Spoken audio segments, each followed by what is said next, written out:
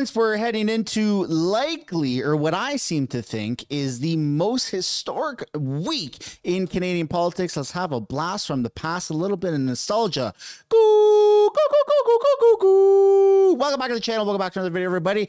Today is the deadline for the French frogs, the Bloc Québécois, saying if we don't get what we want, we're calling a vote of non-confidence. And, well, we have that exact press conference that has already occurred.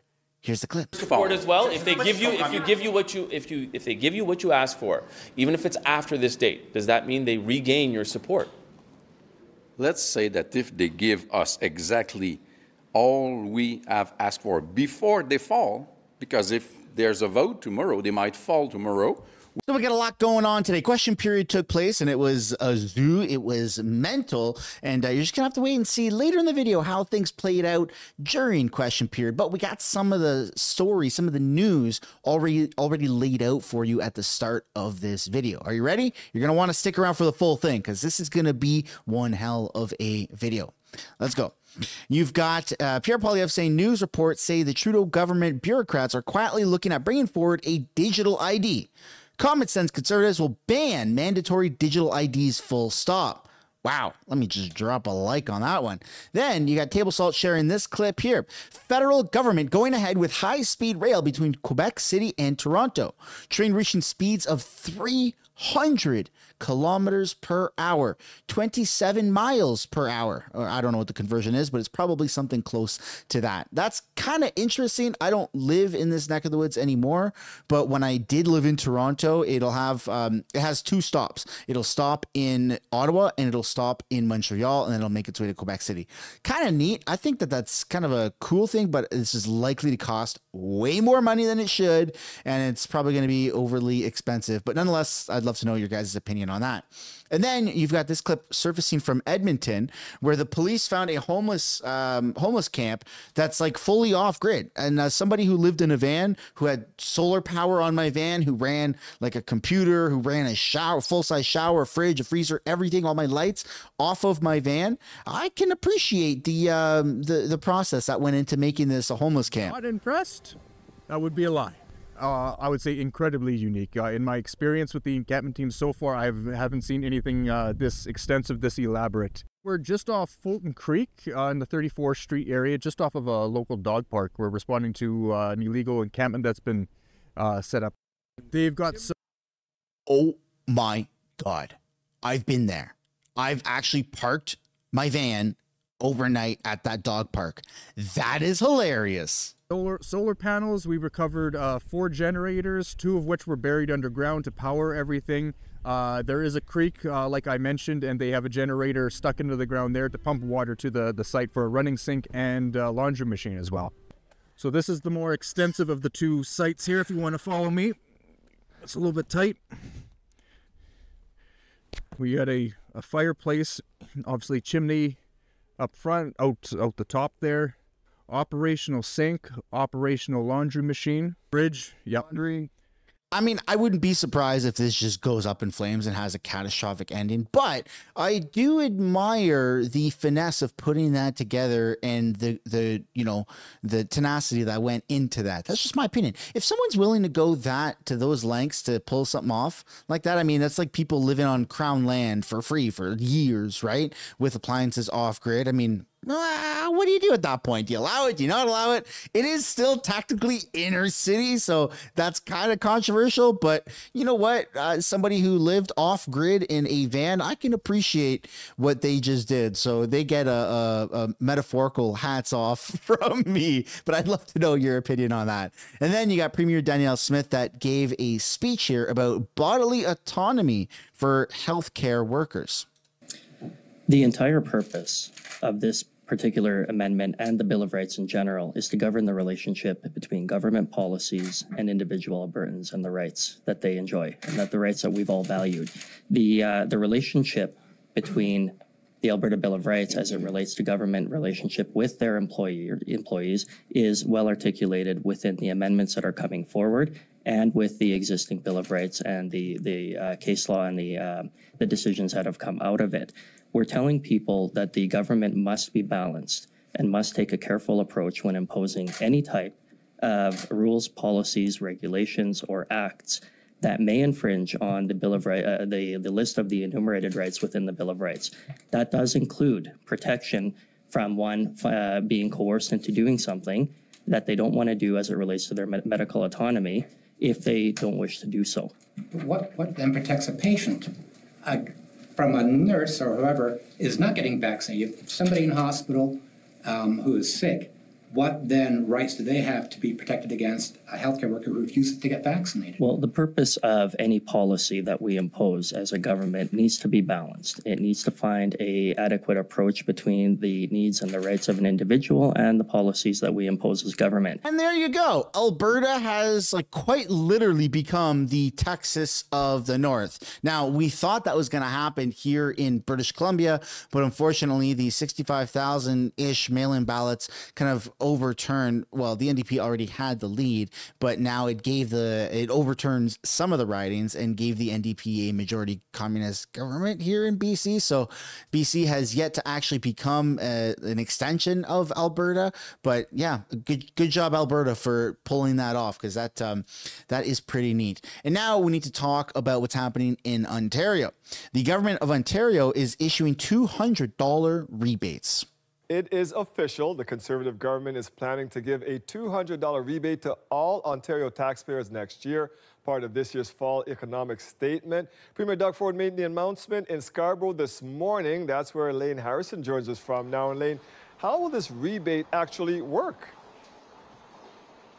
Yeah, Dwight, so this is coming ahead of that fall economic statement, which is being shared tomorrow. And like you said, this will mean that every taxpayer in Ontario is getting $200 from the government. And that is a big spend for its Conservatives. There's about 15 million people in the province that are expected to get this money at a cost of $3 billion to the province. And obviously, there are many people in Ontario who could use some extra cash right now. But Ford was also asked if the millionaires and billionaires of Ontario will get this money too.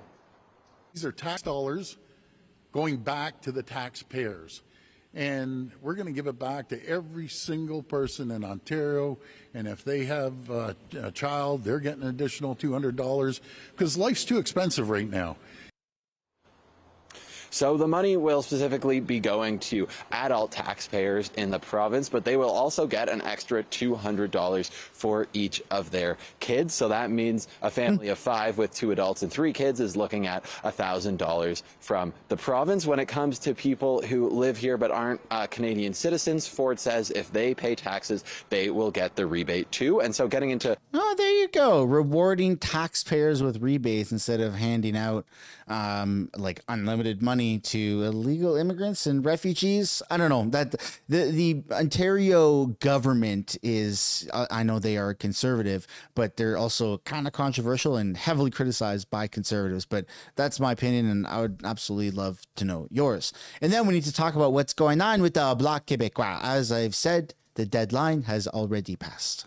Well, the Bloc Québécois could start talks today with other parties to bring down the minority Liberal government. That's if the government doesn't make a deadline to pass 2 key bills today. Simone Gavras joins us now with more in Burlington.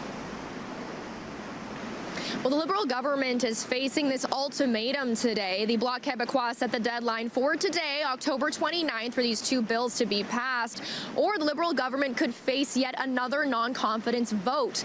But political analyst Keith Leslie predicts that Prime Minister Justin Trudeau will likely survive this again. If the government is to be brought down, the NDP has to join with the Conservatives and the Bloc Québécois, or else the numbers just don't add up. So the NDP, even though they've torn up their confidence and supply agreement with the Liberals, they're really not ready for an election right yet. So they're expected to support Justin Trudeau and help him survive the next confidence vote that the Bloc and the CPC will be putting forward. Yeah, so we've actually heard from the Bloc already. I played a little bit of a teaser in the intro, but now let's get right into what he said. Here we go. Can you just outline in English for us where the Bloc Québécois position is? I'm sorry, we will have to start Just again. in English, can you outline what the Bloc Québécois position is after the deadline has not been met by the Liberals? I'm sorry. Can you outline what your party's position is now that the deadline has not been met by the Liberals? Our party position is exactly what we said 5 weeks ago. the government was invited to pass into laws two bills that came from the Bloc Québécois, but were approved and supported by all parties in the Parliament. They had until October 29th, which is today, to deliver that, which they did not do. We said 5 weeks ago that if we were not received that, if 4 million of Canadians between 65 and 74 years old were not received what we asked, if producers under supply management regime were not to get what we asked, we were to start discussing with opposition parties in order to have this government fall. And this is exactly what we are starting to do as of now. Are you open to another conversation? If the government comes to you today, tomorrow, even the day after, are you open to a conversation to keep that going if you get what you want? Have they come to us yesterday or the day before? No, we haven't got what we wanted. If before, of course, if before they fall, they give us all we have asked under the terms that we have described, we don't have a choice but to take it. But we are not negotiating anything as we speak. We are negotiating with opposition parties in order to have the government be. So that will mean your support as well. If they give you what you ask for, even if it's after this date, does that mean they regain your support? Let's say that if they give us exactly all we have asked for before they fall, because if there's a vote tomorrow, they might fall tomorrow, we will look into it and we will be coherent with all what we have said so far. We want precisely what is in Bill 3, C319 and in Bill C282. Bring that to us and we'll discuss. But in the meantime, they are seriously in danger to fall. Damn, we're being blue-balled by the Bloc Québécois, man. This is crazy. So we're going to have to wait and see how this plays out over the coming days. But what happened today in question period will play a significant, or has played a significant role in what's going to happen for the rest of the week. And without further ado, let's take a look at the highlight clips from today's question period. Order. Oral questions. Questions on. Honorable Leader of the Opposition to be next Prime Minister Canada, Pierre. Thank you, Mr. Speaker. A year ago, the Prime Minister copy and pasted my idea of eliminating GST on building of new homes. But that's the only thing he did because it has just driven up costs. Yesterday, I proposed eliminating GST on houses under $1 million. And the housing advisor of the PM, Mr. Mike Moffat, said that it's the most audacious proposal for middle class housing ever proposed by a political party. Will he accept my idea? The Right Honourable Prime Minister. Mr. Speaker, when the Leader of the Opposition was the Minister of Housing for Stephen Harper, he failed in his job. He only built 6 affordable housing units across the country. Now he's proposing a program that will cut transfers to municipalities and investments that we're making in infrastructure to build more houses across the country. It's cuts to programs and services that Canadians are counting on, that the Conservatives are offering, and we are investing to build homes across the country for Canadians. Let's go, Pierre. Honourable Leader of the Opposition, we're proposing to eliminate the GST on houses under $1 million. And this will save $25,000 on the purchase of a home, an average home in Quebec. That's a reduction of $1,000, $300 on mortgages per year. Will the PM send this money to his program? And even his minister is saying his program is not building homes. Will he accept my program to cut bureaucracy and taxes to build new homes? W for the translator. That was good. That was good. Mr. Speaker, what the Conservative leader wants to cut is the $900 million that we're sending to Quebec for the Housing Accelerator Fund to build homes across Quebec and the country. He wants to cut and remove $900 million that we're sending to Quebec to build more homes, to solve the challenges that Quebecers, and particularly young Quebecers, are facing. His solution isn't one, because it always involves cuts to services and investments in programs that Canadians need. It's not cuts and austerity that Quebecers want. They want investment in a better world. The Honourable Leader of the Opposition. Took my idea last year to remove GST off rental housing construction. It's the only thing he's done right, because of course after 9 years he's doubled housing costs. So yesterday I came up with another common sense idea. Let me quote his housing advisor, Mike Moffat. The Conservative leaders plan to eliminate the GST for newly constructed homes selling for under $1 million is the boldest middle-class housing proposal released to date from any federal political party. Wow. My common sense idea. Look at that. He's not even government yet, and he's already making moves. The Right Honourable Prime Minister. Over the decades, Canadians learned the hard way. With Conservative promises, you always have to check the fine print. And the fine print on this one is they're going to cut the investments we're making across the country, working with municipalities to cut red tape, to invest in more housing, to invest in more affordable homes, to accelerate permitting and create densification. He's going to cut the services and programs and investments that Canadians are counting on to solve this housing crisis. That's all he offers, Mr. Speaker. Cuts to the programs and supports that Canadians need, whether it's the Housing Accelerator or housing and infrastructure investments. He's going to build slow homes. He couldn't even get his point across. He named the two bureaucracies I'll get rid of. One is ironically named the Housing Infrastructure Fund, $5 billion. How many houses is it built? Zero. How many pieces of infrastructure? Zero. Can you even apply for money for it? No. It's just for bureaucrats. Then there's the Housing Accelerator Fund, which his own Liberal housing minister says the fund doesn't go towards the cost of building houses. It doesn't actually lead to the construction of specific homes. The Housing Accelerator Fund doesn't actually directly build homes. So why not take the money, axe the tax, and build the homes? Yeah. Yep. The Right Honourable Prime Minister. Mr. Speaker, the Leader of the Opposition is intending to cut the Housing Accelerator Fund, which is all about creating densification across our communities, accelerating the permitting and cutting red tape, using more public lands, creating more opportunities for public land to be used for the creation of affordable homes. It's about changing the way homes get built so they get built faster and more accessibly for Canadians. He's about cutting the programs and the services that Canadians rely on. That's what Canadians have learned about Conservative promises.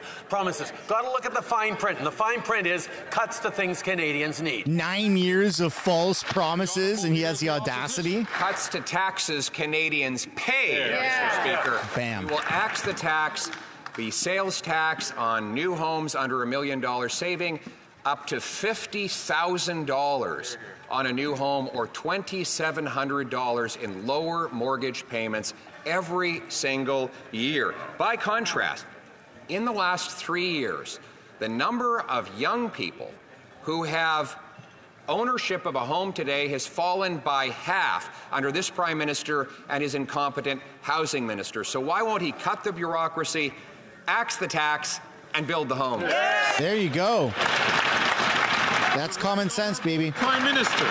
Speaker, Canadians have learned when Conservatives make promises, you've got to check the fine print. And the fine print on this one is cutting... Is this looping, or is he just saying the same thing? Building new homes right across the country, working with municipalities and delivering the homes that Canadians, particularly young Canadians, need. Now, if the Leader of the Opposition actually cared about young Canadians, he wouldn't be standing against the fact that we're asking wealthier Canadians to pay a little more in taxes to help young Canadians with buying a home, with creating a future, with creating the jobs that they need. We're going to continue to invest in young people for intergenerational fairness, while he gives tax breaks to wealthiest.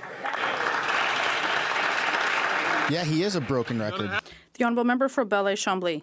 Mr. Speaker, all the parties in this House supported this is the man who's going to take down the government. Different measures. One, to help 1 million retirees in Quebec and across the country, and others to support farmers. We gave the government 5 weeks, and then the government said no.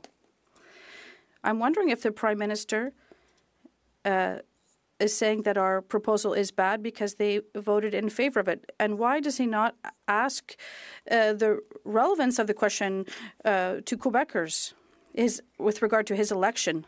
The Right Honourable Prime Minister, Mr. Speaker, the Bloc leader knows full well that in terms of protecting our farmers, we're moving forward and we're here to protect supply management.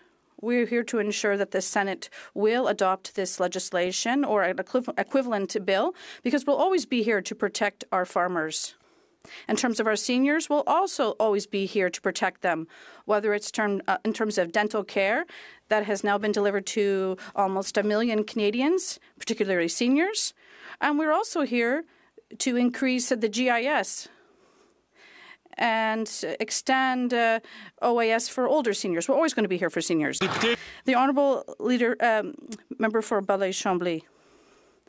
It's like the insane asylum. The Conservatives want to invest, table a motion to get rid of the government. They have to stop filibustering. And now the Conservatives are protecting the government, strangely enough.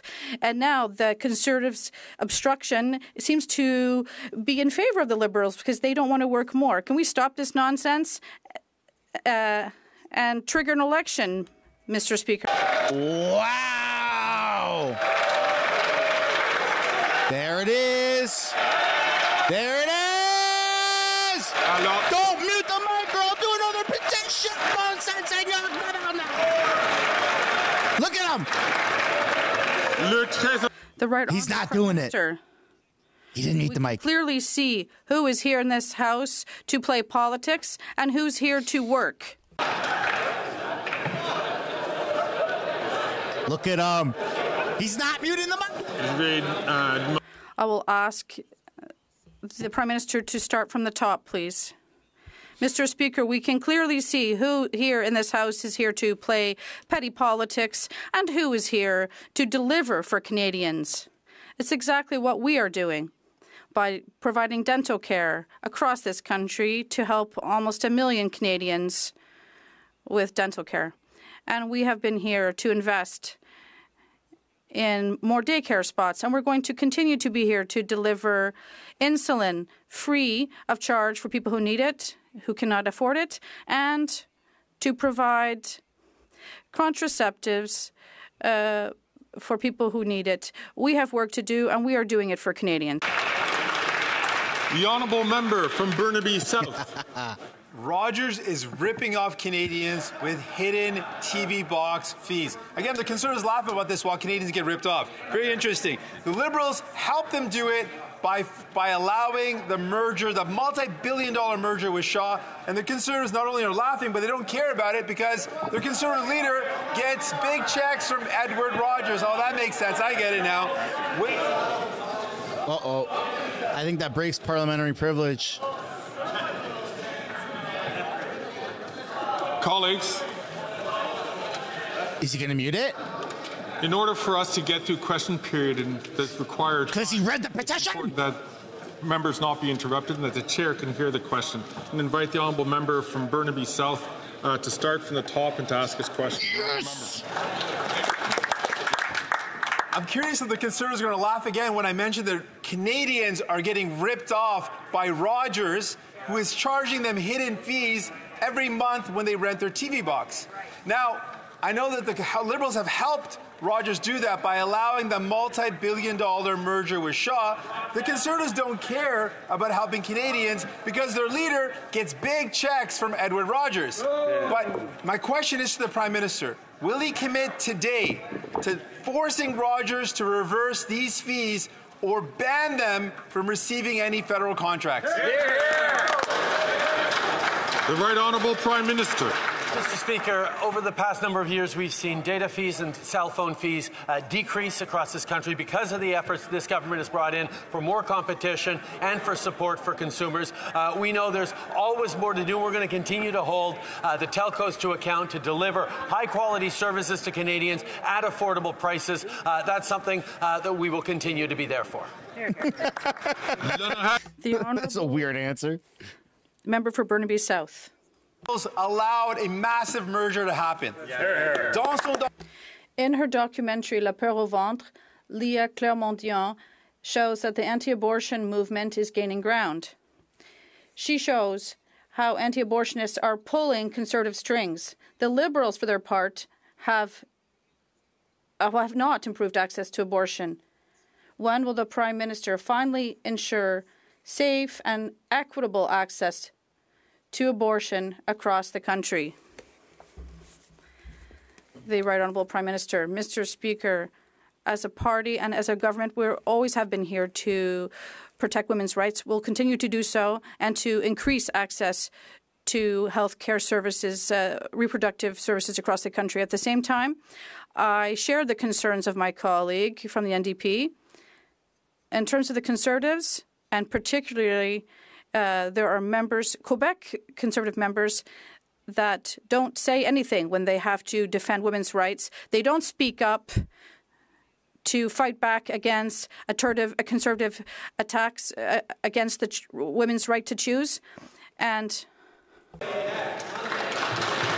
Pierre's getting up again. The Honourable Leader of the Opposition. Mr. Speaker, the Bloc has done a flip-flop after voting 188 times to keep this government in power. It's the most centralizing and expansionist government in history. They've kept them in power. They voted two more times this fall in a confidence vote, even though they gave nothing to farmers or seniors. Once again, can the Bloc vote with us to end this government that does less for Quebec? Will the NDP finally break off its costly coalition with the government and call a carbon tax election? Yep.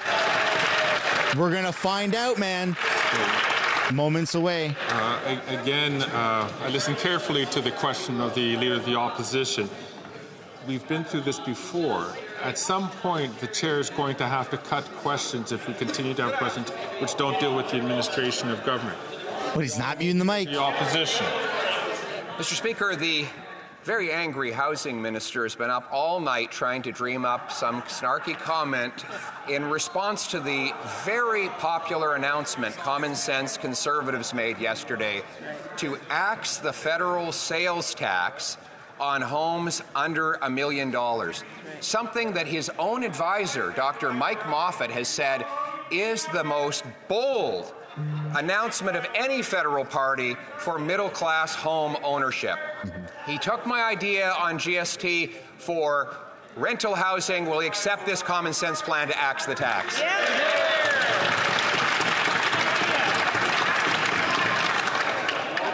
There's a lot of chatter coming.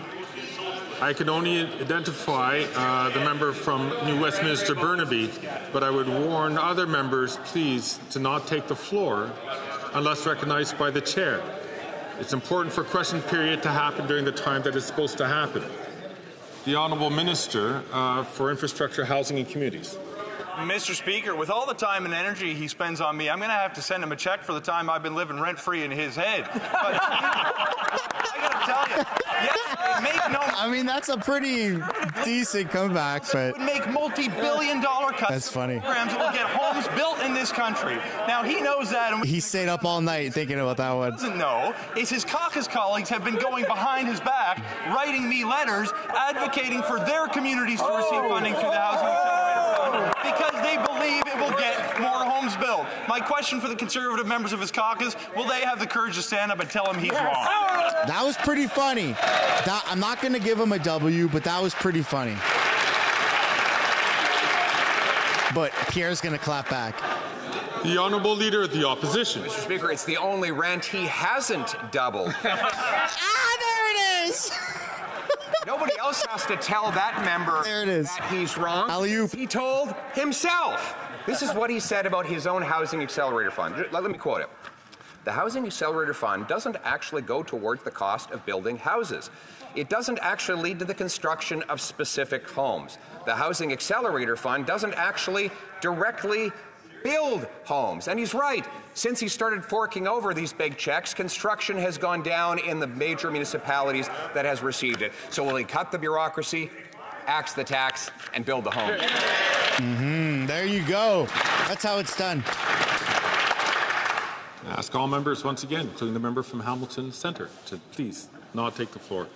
The Honourable Minister for Housing, Infrastructure and Communities. Mr. Speaker, there was a time not so long ago when the Conservative leader was actually advocating the government do more to increase density near the services that people need. Infrastructure already exists. There was a time when he was actually advocating to do something to reduce development cost charges to make it cheaper to build homes in this country. There was a time he was advocating the government do something to actually speed up the process of permitting. Now that we've actually moved forward with billions of dollars of investments that are getting homes built, making changes, he's changed his view and says we should do nothing on any of these programs and blames the government for making the investments he once thought was a good idea. We're going to do what it takes to build homes. I wish he'd join us. But you haven't built homes. The opposition. Mr. Speaker, he's done precisely the opposite. Since he gave Toronto $500 million, that city hall has jacked up development taxes by 40%. No wonder construction is down 20%. That's probably why Dr. Mike Moffat, the minister's housing advisor, said that it's hard to deny that the Housing Accelerator Fund is turning out to be nothing more than a heist of tax dollars flowing from the feds to the municipality. Wow. So enough with the heists. Won't he cut the bureaucracy, axe the tax, and build the home? Yeah. There you go. The Honourable Minister of Housing, Infrastructure and Communities. Mr. Speaker, I sometimes ask myself where they found this guy. He twists the facts to suit his narrative whenever he wants. It's almost like the Conservative Party, when looking for a new leader, hopped on Temu, typed in far-right Conservative, and then spit this guy out instead. He opposes investments in affordable housing. He borrows lessons from his cousin South. I mean, that was still kind of funny. Control for women. During the January 6th of Canada, the convoy, he wasn't just telling people to stand by, he was bringing them coffee in the streets. Mr. Speaker, it might be election season in America. We don't need this far right-wing populism here at home. Come on, Pierre, defend yourself. The Order. The Honourable Leader of the Opposition. Mr. Speaker, speaking of leadership contestants, that member must be so uptight and angry because the polling shows that though Canadians want to fire that Prime Minister, the Housing Minister ranks dead last in the polls to replace him.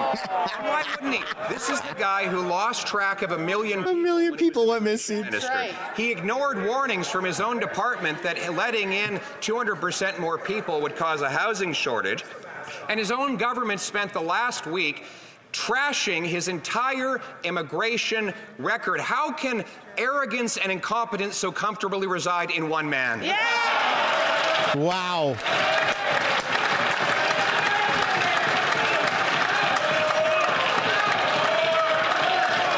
Order. He wants to do it.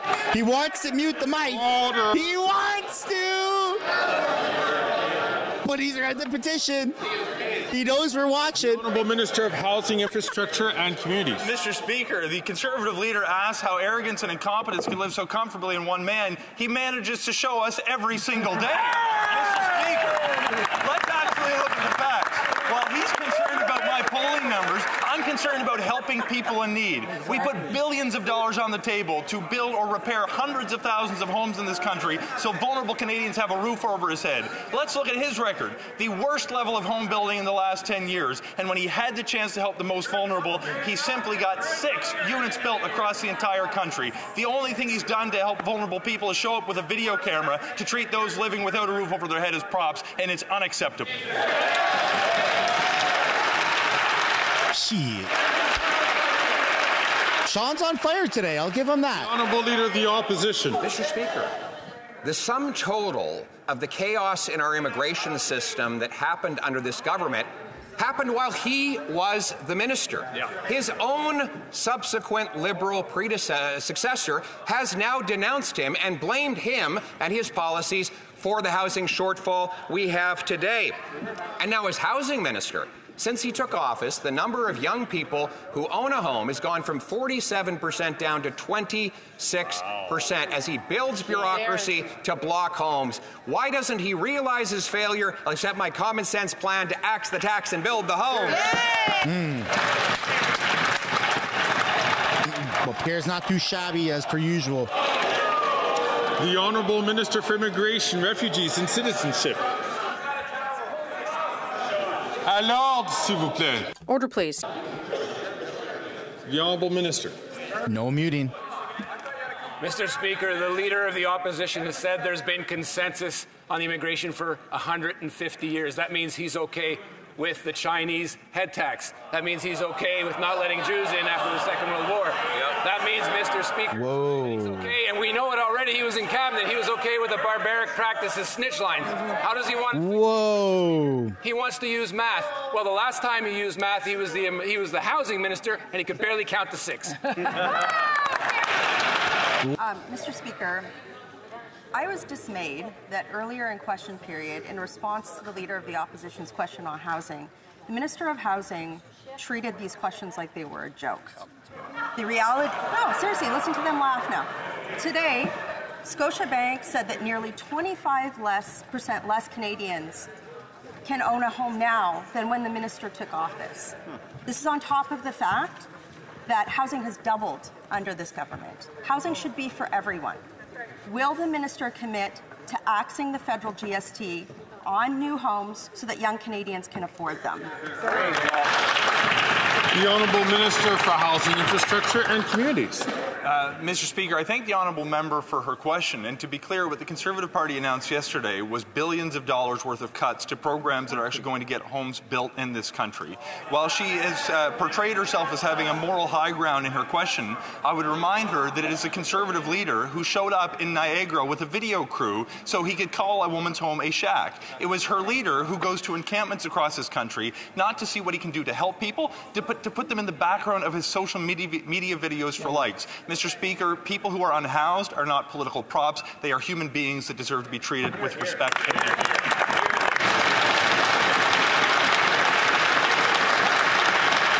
Half. Not even half of the Liberals stand up and clap. From Calgary, Nose Hill. The Housing Accelerator Fund doesn't actually directly build homes. Who said that? The Minister of Housing. This is the same man who juiced temporary visas knowing that students were sleeping under. You just misgendered Michelle. And were performing sex assumed he was a man. Because they couldn't afford rent. This minister has been allowed to fail upwards. Even his caucus members know that. So when will the Prime Minister stop letting this minister fail upwards while Canadians are failing to pay their rent? Hear, hear. The Honourable Minister of Housing, Infrastructure and Communities. Mr. Speaker, the attempt to link very challenging life circumstances to the government's Housing Accelerator Fund is beyond disingenuous. She wants to talk about what her colleague members know. They know that this fund is actually helping get more housing built in this country. There is a number of them who are writing me personally asking that their communities be picked for funding because they know that it's going to succeed in building more homes in their cities. Mr. Speaker, my question is whether they will have the courage to actually stand up and tell their leader that he is wrong to make billions of dollars of cuts to housing like he was wrong when he did it when he was the minister. Yeah, sit back down, Sean. So as it turns out, there was not a vote of non-confidence today, but what we did see, which was kind of suspected, but also very happy that we did witness it, is the Bloc Québécois did mention that they are going to put forward a motion on confidence and topple this government in question period. That's the end of the video. Thank you so much for watching. For those that haven't yet already, I'd like to encourage you guys to smash the like button and subscribe, and we'll see you guys in another one. Bye for now.